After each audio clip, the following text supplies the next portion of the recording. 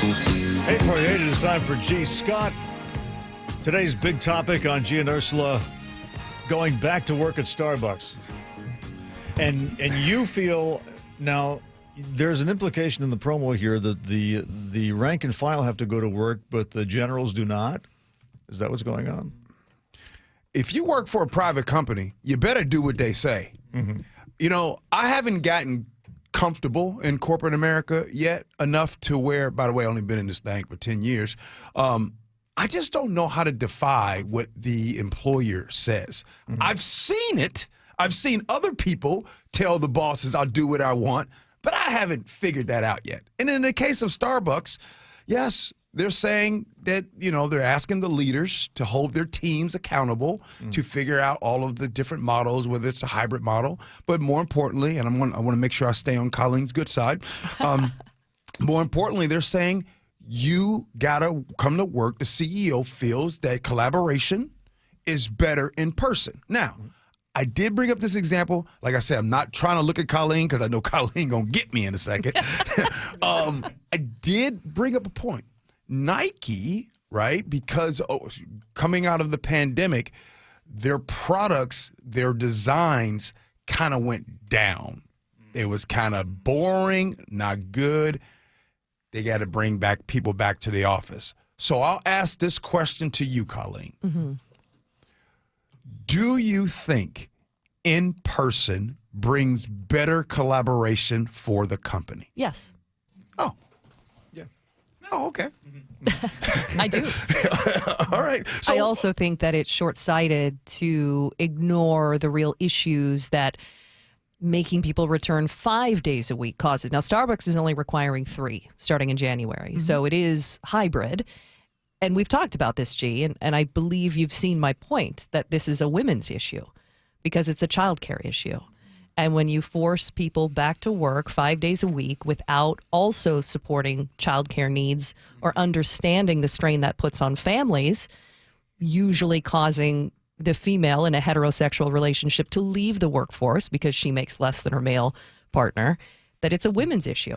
You will force women to leave the workplace or you will force families to spend 40% of their income on childcare.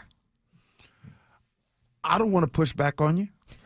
I don't want to do that. We can both be right, No, but we can both be right. And okay, while I will concede and say I do see that point because I do believe when it comes to child care and care for the child, most of the time it falls on the burden of the woman. That's right. Right? Not saying all relationships. Yeah.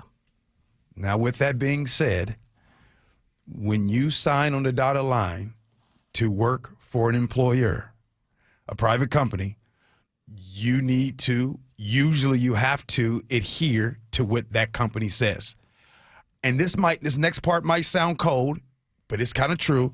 If I decide that I don't want to live up or adhere to the rules here at my station or at my work, then somebody would probably say to me, well, gee, you might want to go find another job.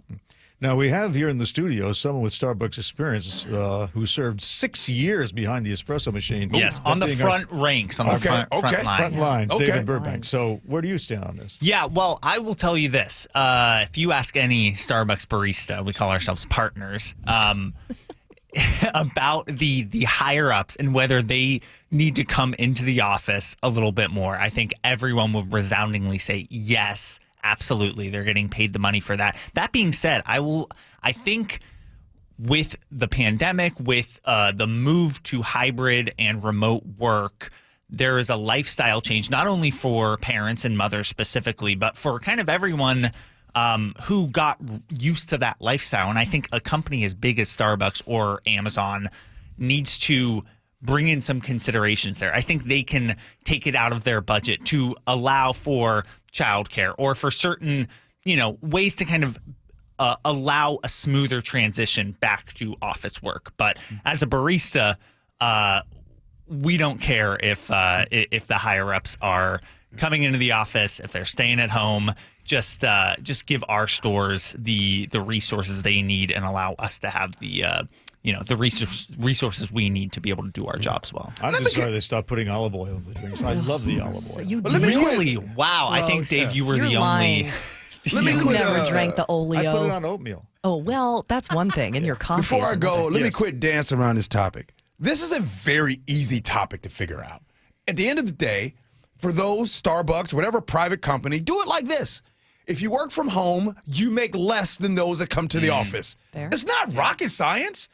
Have that motto out there. You'd be amazed. People like me, I'm there. I would I'm definitely coming take to a pay work. cut to work because from you got to home. give some type of incentive. Now, and what it would do is it would help out some of those with the burden of children, child care. They'd be like, you know what? I'm not going to go in and make that extra money, but by not making that extra money, I can be there for my children. Mm-hmm. So we got to get to that part. So maybe somebody listening at Starbucks would be like, you know what, G? That's a good idea. And Dave, thanks for texting me back, fam. Yeah, I did. Man, appreciate it.